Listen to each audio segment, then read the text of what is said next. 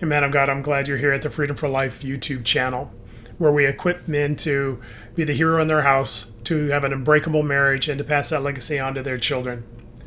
There was a conversation I was having this week that brought up this subject of the silent killer of providing and the pressure that's behind it.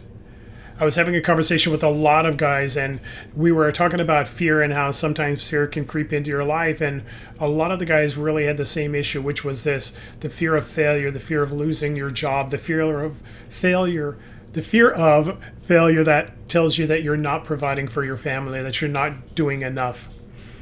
While I understand that we are men who want to provide, and absolutely that's a call of God on our life, and there's an intentionality and an impact you're supposed to have.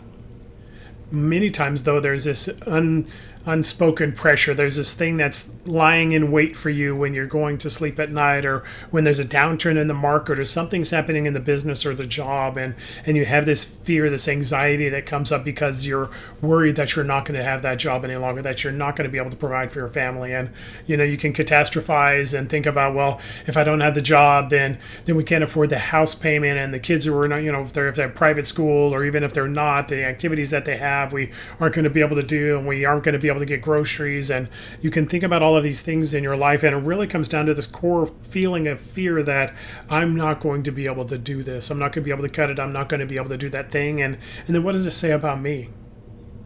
Have you ever lost a job? I've been there where I've lost a job, and it's fine for a week, and you start to get unemployment if you're getting that, and all those things are happening. But if you're in a two-income family, your wife's going to work, and even if you're not in a two-income family, those bills still keep coming in, even though the job paychecks don't.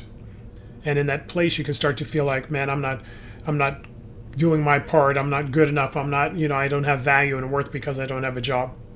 Again, it doesn't mean that you don't go out and find those things, but the question is, what are the things you're telling yourself when things aren't going your way?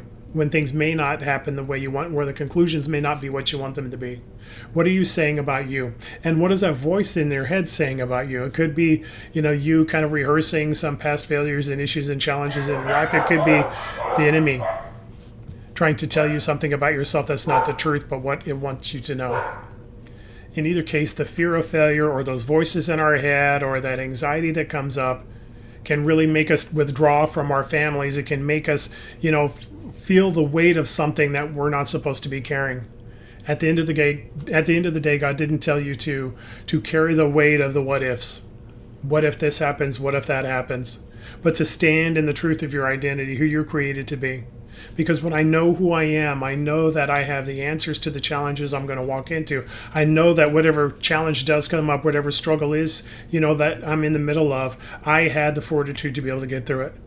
It's not the challenge that you face, it's the person that you are walking into it that matters and makes the difference.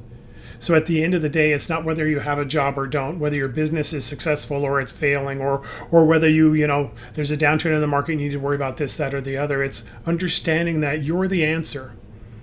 It's not because you get a paycheck. It's not because somebody else gives you income. It's because you're the man that God created for your family, for your wife, for your household, for your business, for the impact in the world that you're supposed to have. At the end of the day, it is all about identity. Again, it doesn't mean challenges don't come up. But I'm not afraid of the things I know I'm going to conquer. I'm only afraid of those things I'm worried that I won't.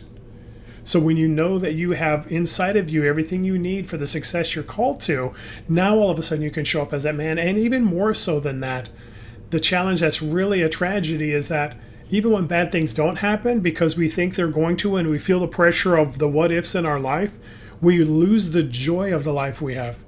We lose the joy of the experience. We carry a weight of doom and gloom, of fear and worry and stress that we don't have to carry. What if you didn't carry it any longer? What if you just moved into the fullness of who you are? What if you had the belief system that I'm the answer to the circumstance I'm walking into? Every challenge I face, I'll have an answer and I'll conquer. And in that place, you'll become the man that you're already created to be. It is all about identity, but how do you overcome this silent killer of providing and the pressure that is behind it? Understanding who you are, investing in the truth of who you are.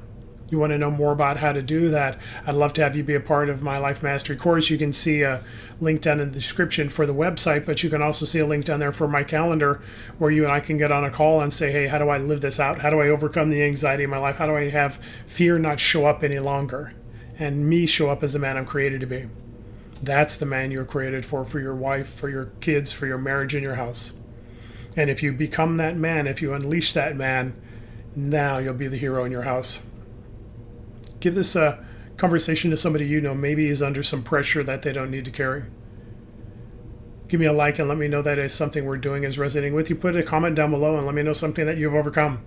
And then at the end of the day, if you do nothing else, dominate your day.